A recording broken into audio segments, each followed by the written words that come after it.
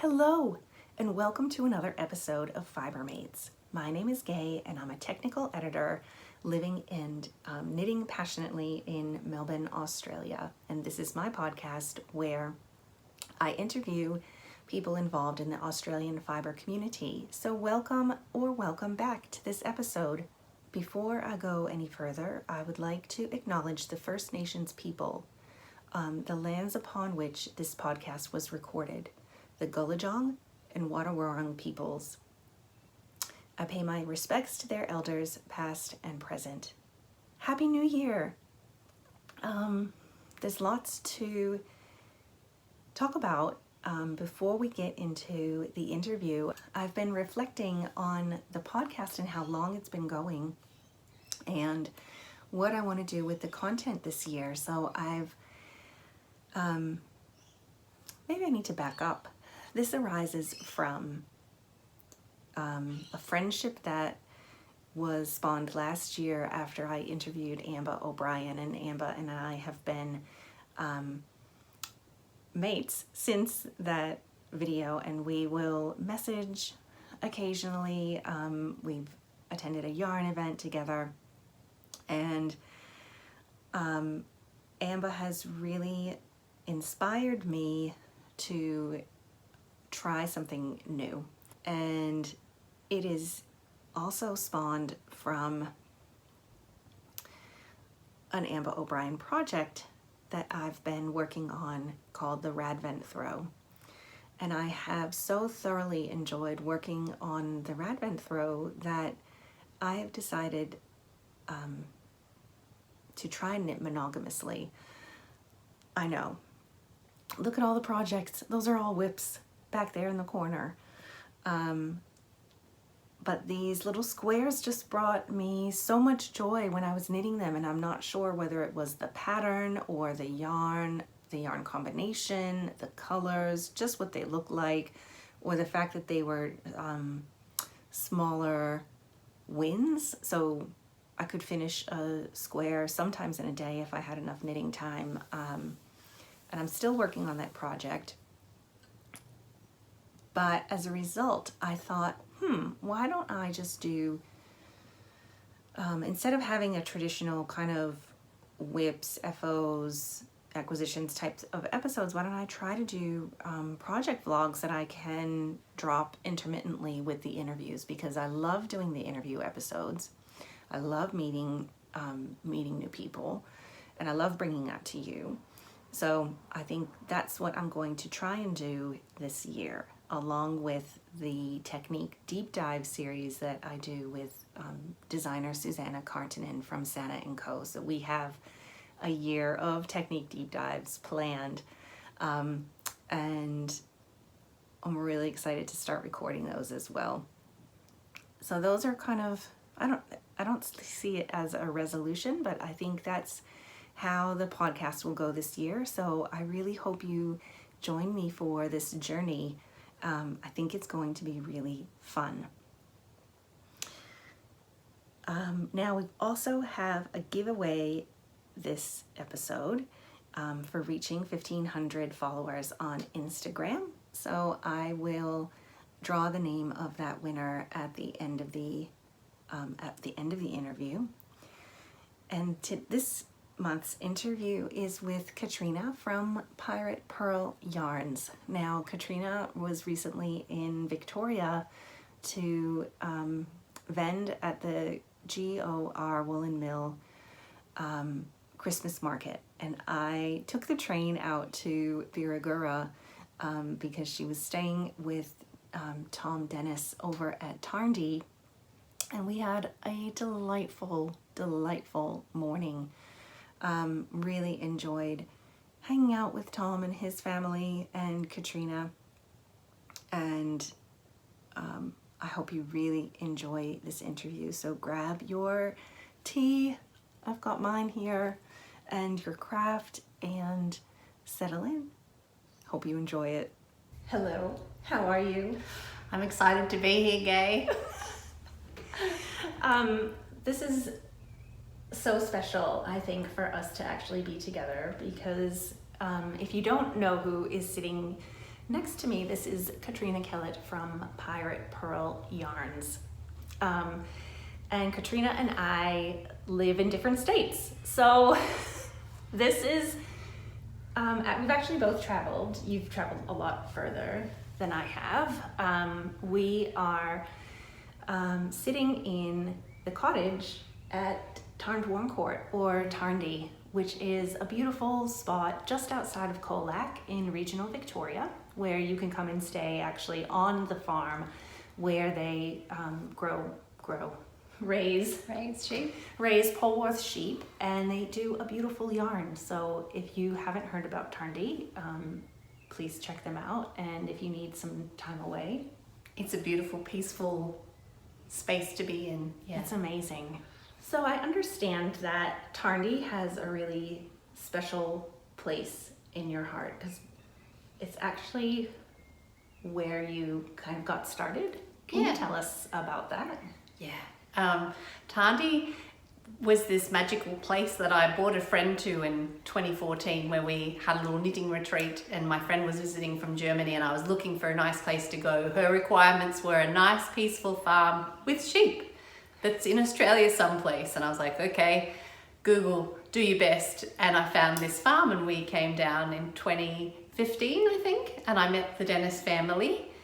And Was that the first time you had heard of Tarndie Yeah. at all? yeah, Oh, and so I came and Wendy showed me through her dye studio, and I was just quite blown away by what you could do with colour on wool.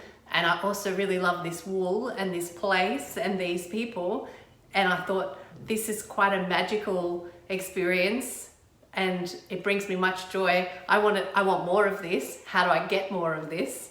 And that became the beginning of Pirate Purl Yarns, of just like delight and joy and authenticity and connection to the land and supply chain transparency and all of those things. And if you're going to craft for hours with a material, I kind of want to be using something that nourishes my soul, that I feel like I've asked all the awkward questions about and I've got the answers that make me happy, and now I'm happy to create these heirloom items that I can gift to friends and family and that they'll treasure for years to come.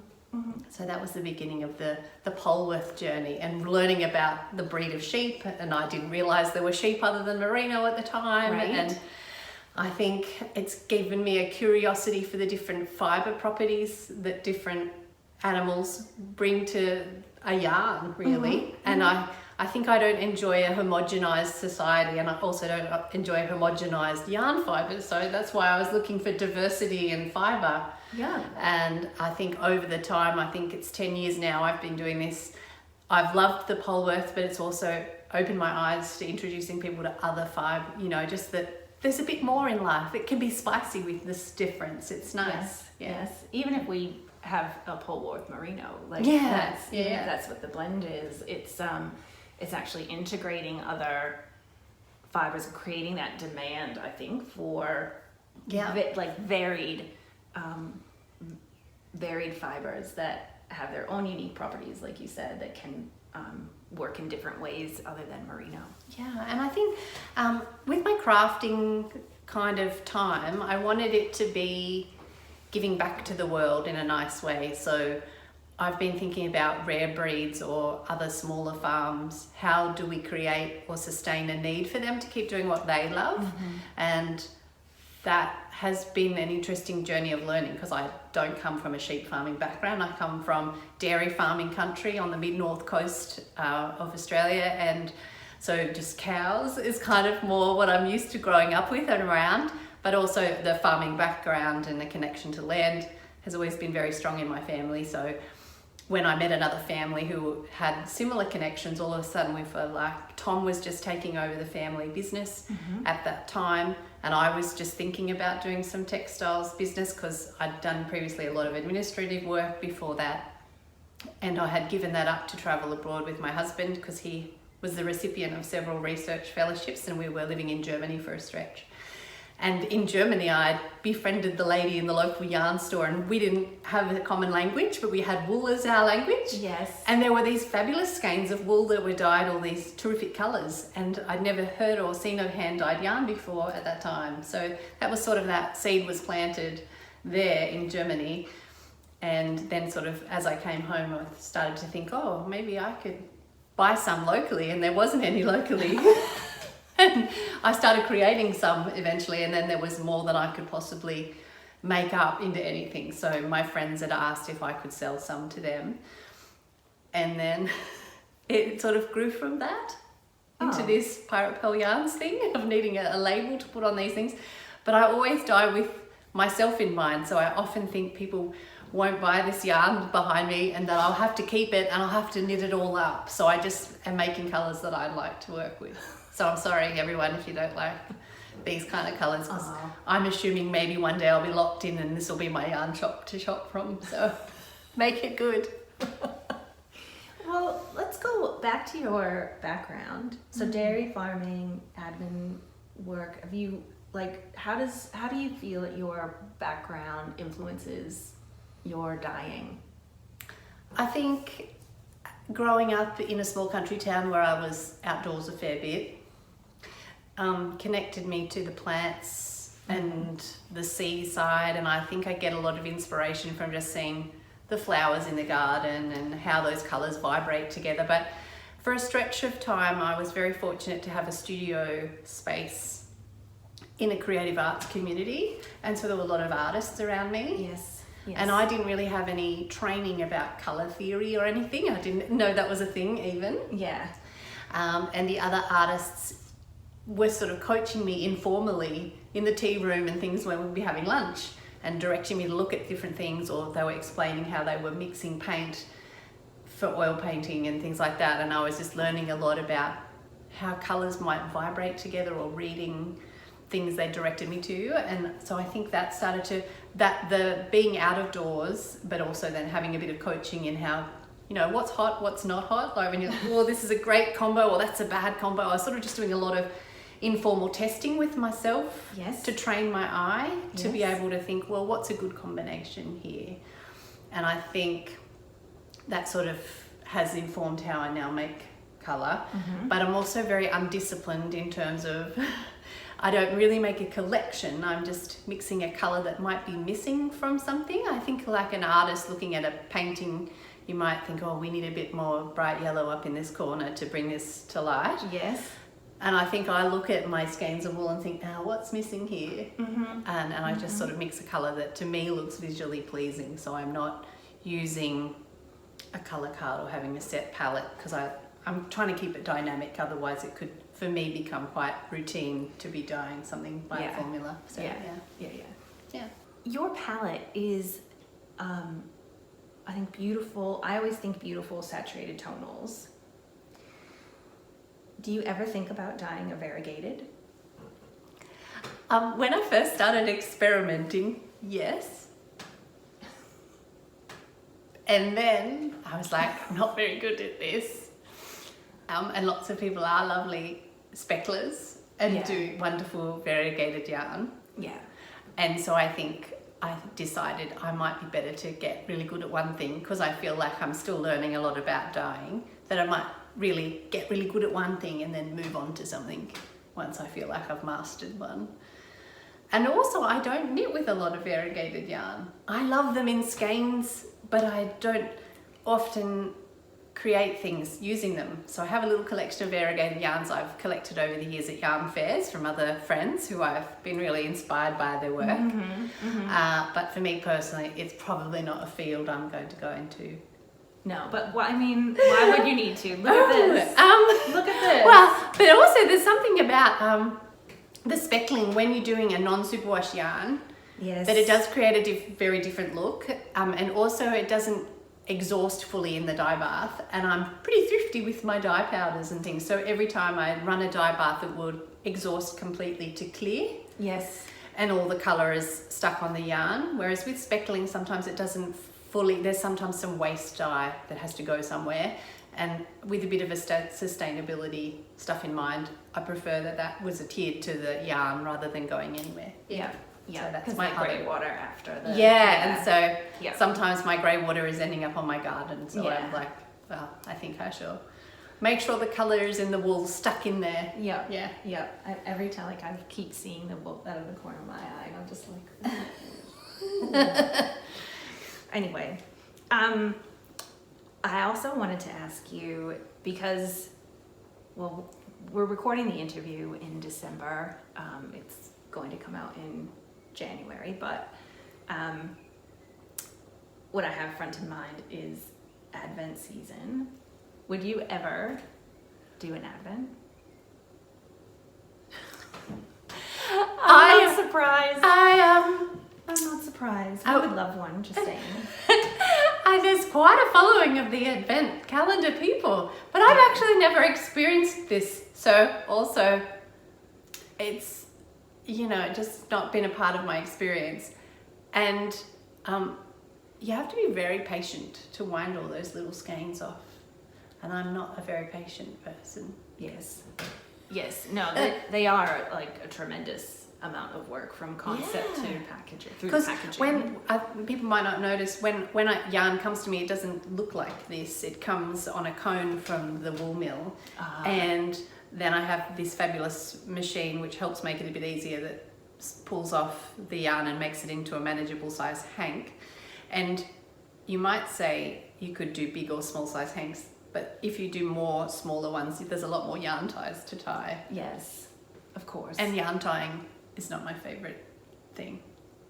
So, all right, we'll focus on the main skeins, right? You can big fat chubby ones. Yeah.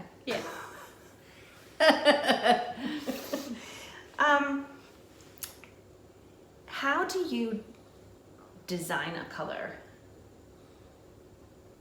Like, what is the process? You get a lot of inspiration from nature, from art and mixing color, but then how does that translate into an actual color?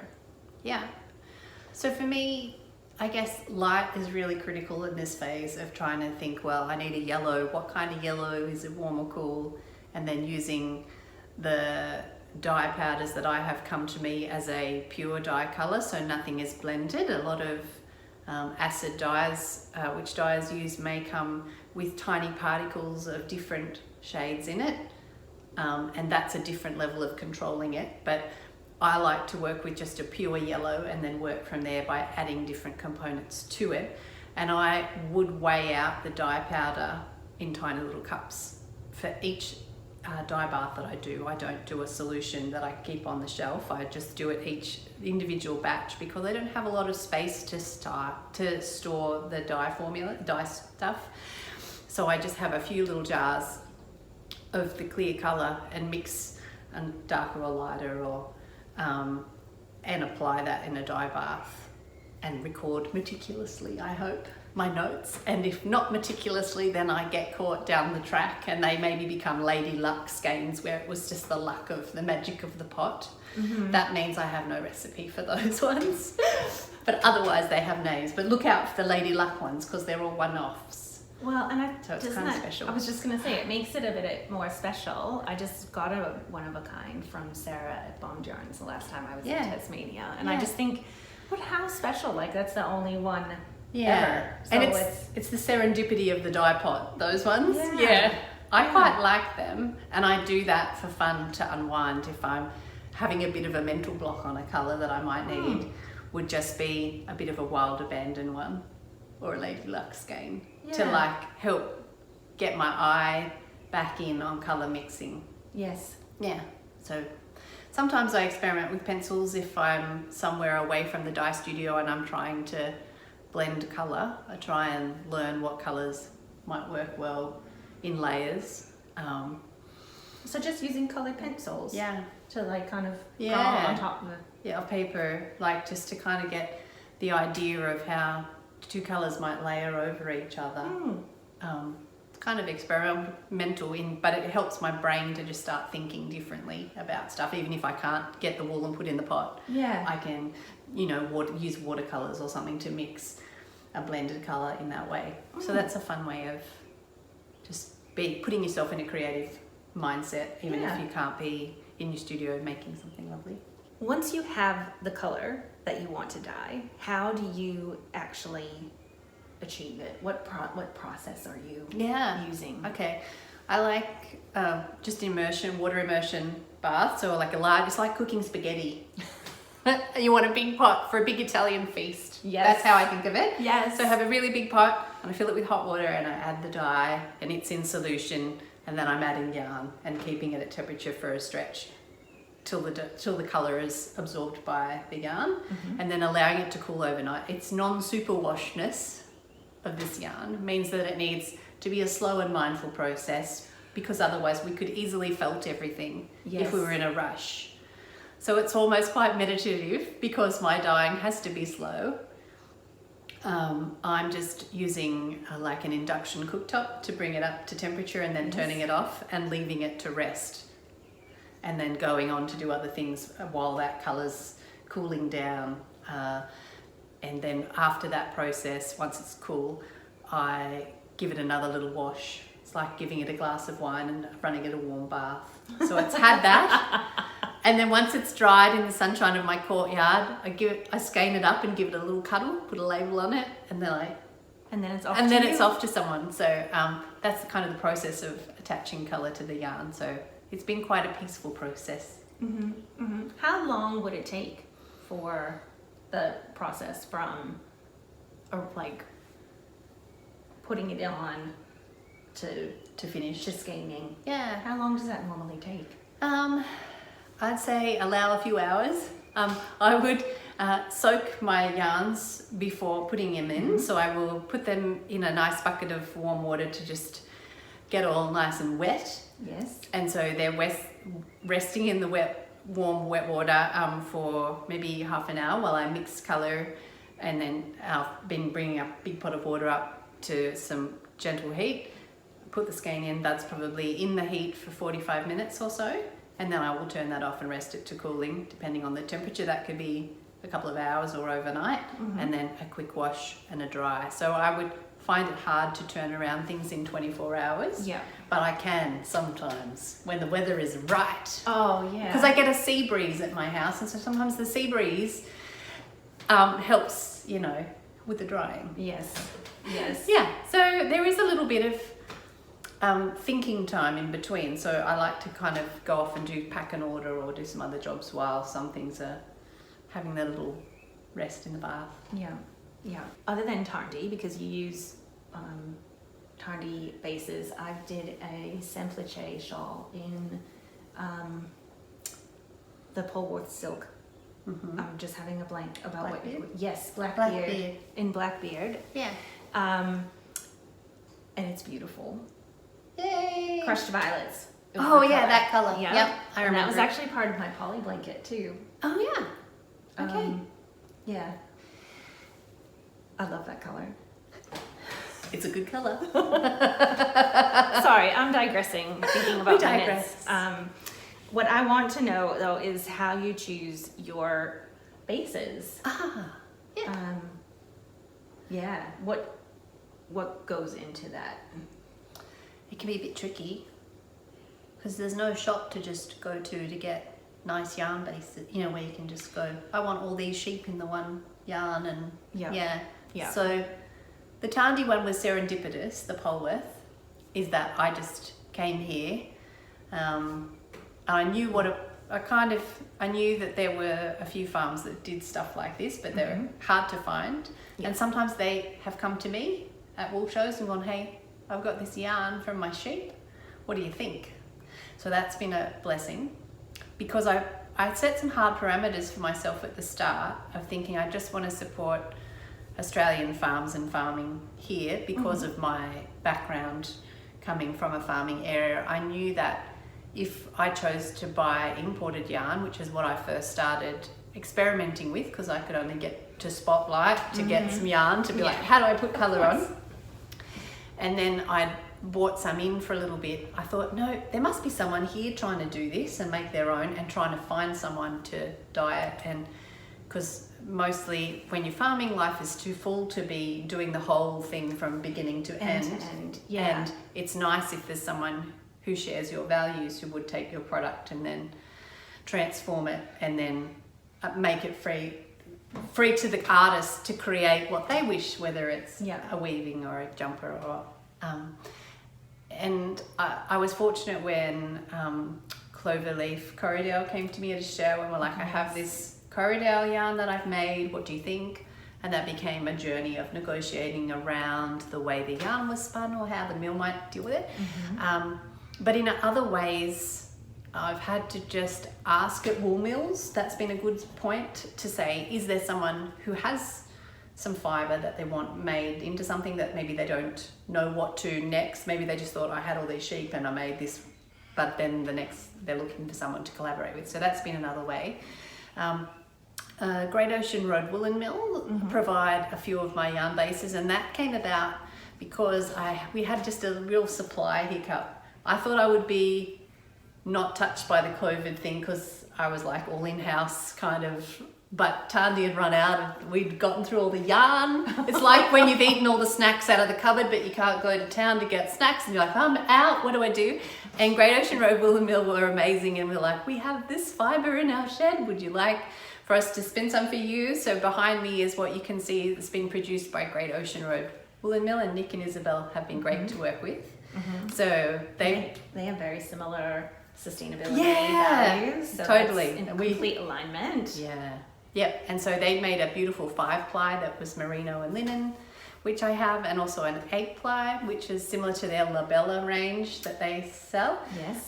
And so it's been nice to be able to buy some natural alpaca colours from them and then use a contrast colour which I might have dyed or something, because it feels like a real synergy of the two small enterprises just making something magical and unique to this part of the world. And I think that's really special to me because previously I'd travelled quite a lot and I would always look for things that were unique to the place I was visiting. If it was Iceland, I'd be looking for, you know, something that was there that I couldn't get anywhere else. And those things now to me hold very special memories of those journeys. So yes, I wanted to make that possible for people visiting Australia to be, oh, we could get some wool here and we'll make a jumper to remember our time here, or that kind of thing. I think that is really special. That's one of the things I love about travel. Having those memories in something that you use all the time, like in a sweater or a pair of socks or a scarf or... or it sort of prompts these stories like, do you remember that time we missed the train and then we found this little shop and the lady had this thing? And you have to remind me to tell you about the time I ran down a highway in Fiji. And then my husband pushed me into the white van that stopped to see if we were okay. It didn't end with an abduction? No. Thank goodness. No. Every fiber of my being was, I'm not getting into this van, but we made our flight. Anyway. Blessings abound. Right? Good job. Anyway, again, off topic. We digress. And speaking of sustainability, we were just talking about Great Ocean Road. Is that something that you have front of mind when you are creating? Yeah. I really like when I've left this planet for there to be not much evidence that I was on it. I'd like to tread really lightly where I walk, and I hope that my hobbies do too. And I keep that front of mind, so I try and have no plastics as much as possible in what I have to buy or create or sell or all those things. And with the water, there's often water restrictions I also have a place where we have water tanks, and so like we need to be mindful of our water use. So I try and reuse my dye baths as much as I can, and try not to have too much of an impact. Try and minimize the air miles that my wool has to do. I don't want it to do more international travel than I do. I like that goal. Yeah. So I think those choices are always front of my mind when I think about, well, how will I wrap with this parcel? If I'm shipping it to somebody, how can I not use the sticky tape, or how can I not use something that can't be recycled or that can't be buried in the garden at the end of its life. Yes. And sometimes I like to use like nice garden twine or something, because actually when I reuse these things, and so I hope that when someone gets an order with something in it, they might be able to reuse the twine, or if it was some cloth that I cut off some clothing, that they might be able to, tie up the tomatoes in the garden or all right, so do you something. know what I would use it for? I use craft paper to wrap gifts quite a bit, and those types of things, like just a scrap of cloth or twine it looks very organic as a wrapped gift, and I love that style. So yeah, it works. Yeah, and it's craft paper, which is like wholly recyclable. So yeah.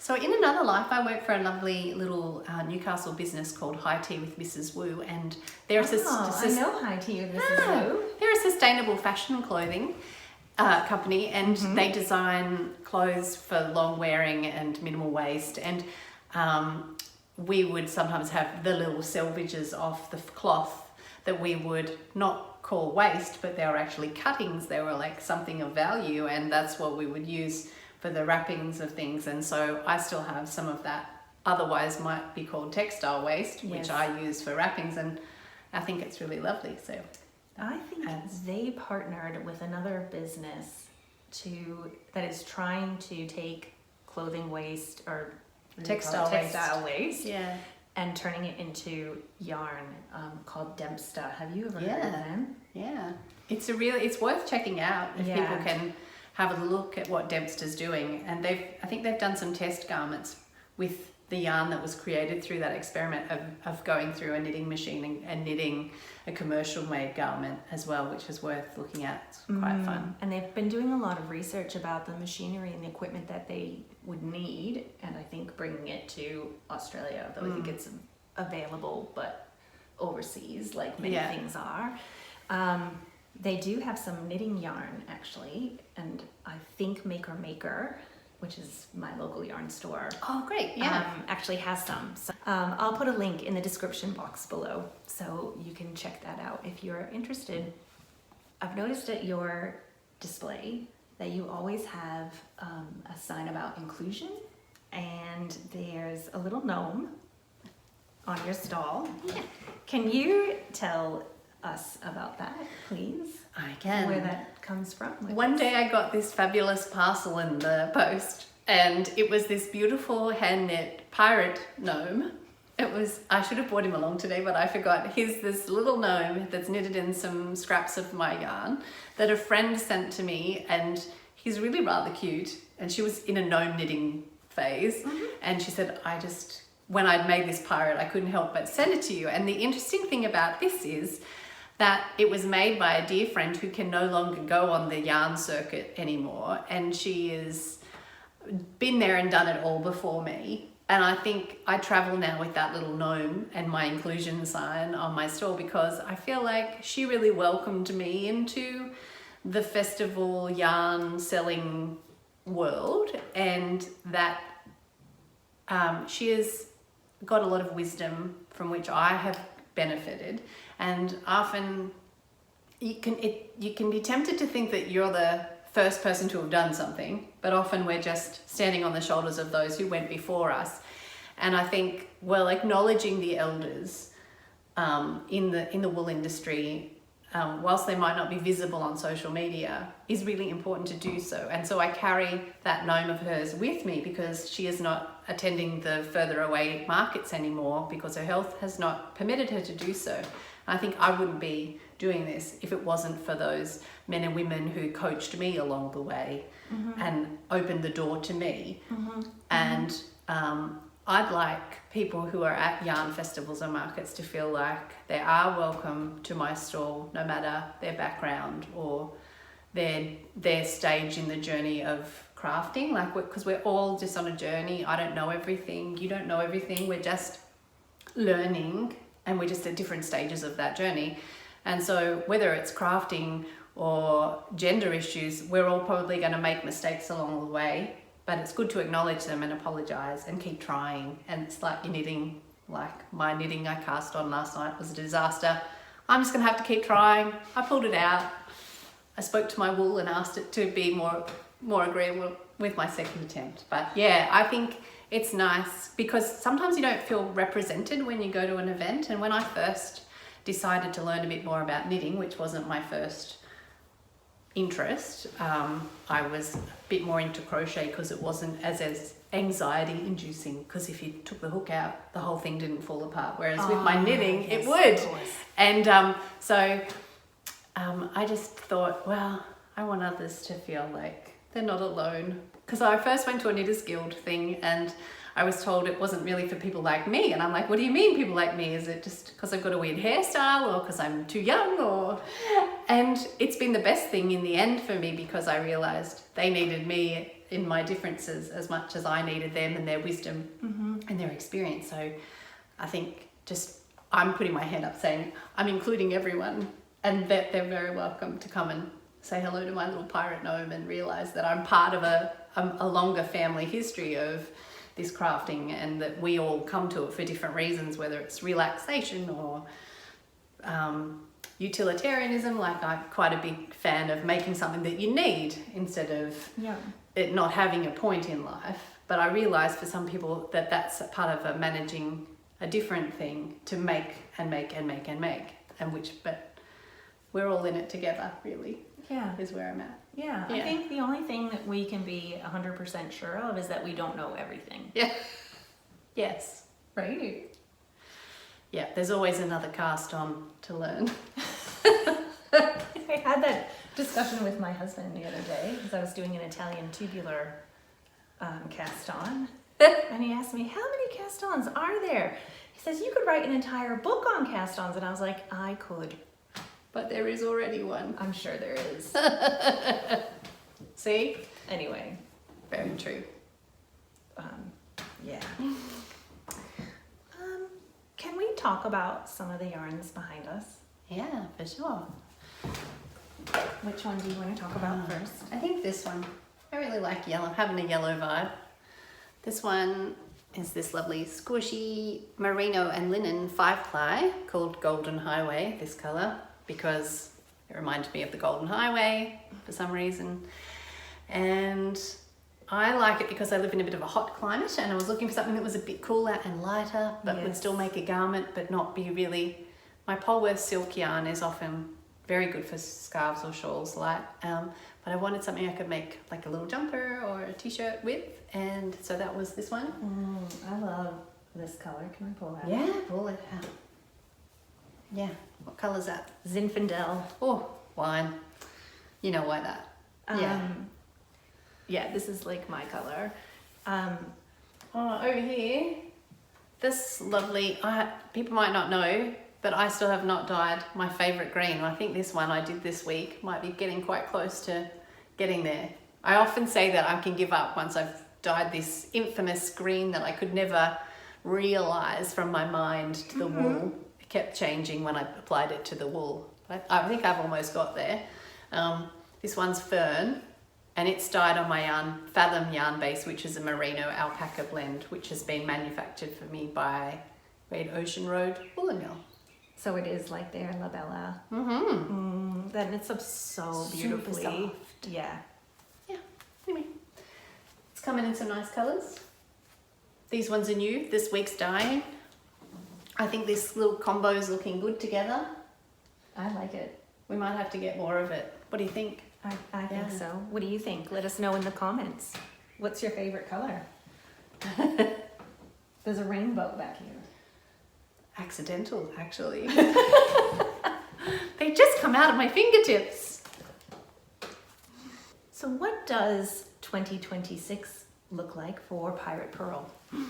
Well, 2025 has been unpredictable. It's had a few catastrophes in it, so it's been a bit railroaded. So I'm hoping 2026 will be like smooth water, like a little bit calmer for us. Our logo, I don't know if you can see, the bow of the ship was originally just going level with the horizon, and then a dear friend said to me, actually, the bow of that ship needs to go up because sometimes there's rough waters. So we did change the logo, but we've been through the rough waters now, so I'm hoping that 2026 will be a bit smoother for Pirate Purl. And I'm contemplating what events to do, because I've discovered with such limited production capacity, I can't always dye enough yarn to go to everything, or to stock my online shop, or to send to wool shops. I can't actually make enough. And I've got a few limitations on the studio space that I have, and I think so that kind of limits what I can do.